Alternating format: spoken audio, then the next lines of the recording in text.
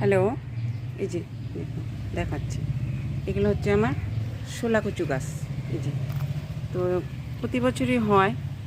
তো এবার এত জঙ্গল হয়ে গেছে, সব চাপা পড়ে গেছে, কিছু কেটে ফেলা হয়েছে। আর এই যে এটা হচ্ছে দুধ কচু গাছ। এই যে এটা দুধ কচু গাছ, এটাও চাপা পড়ে গেছে। তো আর এটা তো যে লাল কচু পাতা, এটা হচ্ছে দেখার জন্য সৌন্দর্য, এটা খাওয়া যায় না। আর বনে বাদেরও প্রচুর জঙ্গল কচু গাছটা হয়।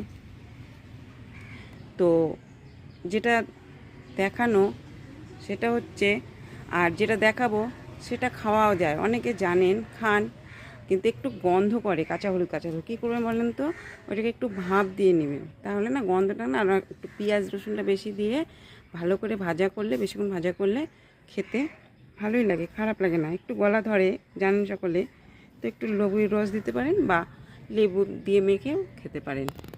এই যে যেটা দেখাচ্ছি, এই যে দেখুন, সবাই চেনেন, সবাই জানেন, গ্রামে গঞ্জে জঙ্গলে প্রচুর হয়, ওটা বেশি গলায় লাগে।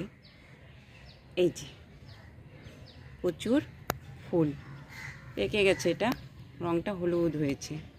তো রাখছি, কেমন লাগলো, ভালো লাগলে এটা কমেন্ট করে দিবেন, লাইক করে দিবেন।